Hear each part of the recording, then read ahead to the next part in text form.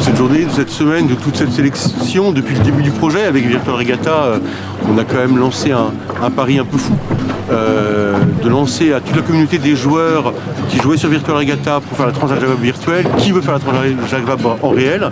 C'était il y a 2 ans.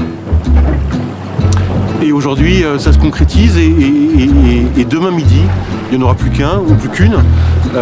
Et au départ, c'était un pari un peu fou et on est en train de le concrétiser. Donc je suis satisfait, mais je suis aussi très content et assez fier. Ce groupe, ces gens qui viennent de tous les coins de la France, moi c'est l'audace. Nous, c'était un sacré pari à organiser. Mais alors pour eux, c'est un sacré pari à faire. Passer d'une application Virtual Regatta à ce stage, et puis peut-être dans quelques mois, être réellement sur la ligne de départ au Havre le 29 octobre pour traverser l'Atlantique et arriver à Fort-de-France en Martinique, je trouve ça effectivement extrêmement audacieux et courageux de leur part. Il y avait du vent ce matin, c'était sympa, mais là, dans ces conditions, c'est énorme. C'est là que c'est le plus dur, hein? Ouais, non, c'est trop bien.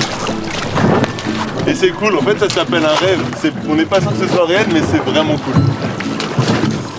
C'est génial parce que déjà il y a pas mal d'entraide entre tout le monde et puis tout le monde a vraiment soif d'apprentissage, donc tout le monde est à fond, pose des questions, tout le monde comprend hyper bien le fonctionnement du bateau et tout ça.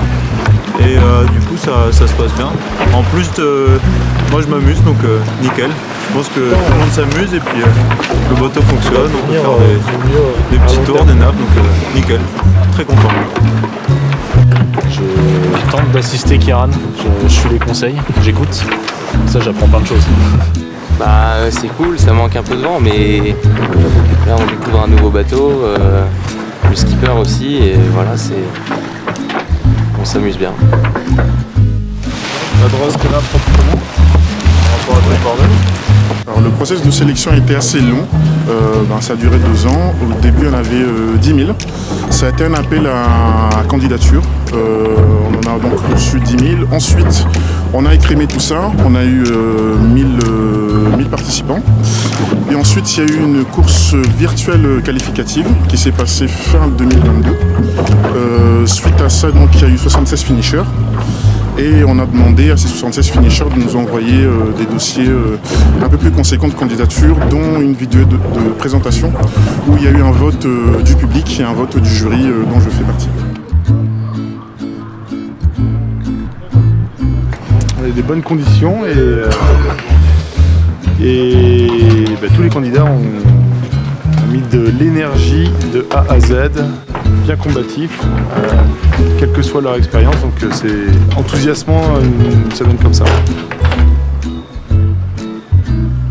Hier mon tour sur le classe 40, mais c'est la découverte d'un jouet fantastique, bien puissant mais très joueur, et ouais, ça donne vraiment envie de naviguer sur des beaux bateaux comme ça. Alors déjà des belles rencontres, parce qu'on a été une équipe super, là, les 10 derniers, on s'est tous bien entendus, il y avait beaucoup d'entraide, de conseils. Partage, esprit d'équipe et bonne humeur.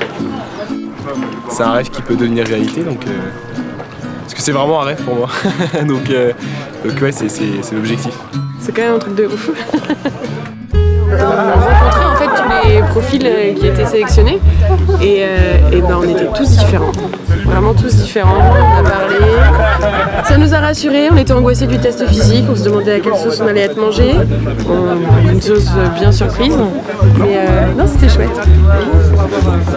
Prochaine étape, donc là ça va être un peu la délibération avec à la fin 3 candidats, et puis ces 3 candidats qui demain matin vont devoir préparer leur nav de presque 24 heures et puis partir pour la journée, la nuit, la matinée, donc ça va être bien intense pour eux, mais ça va permettre de faire une bonne sélection après, quoi, un bon choix final.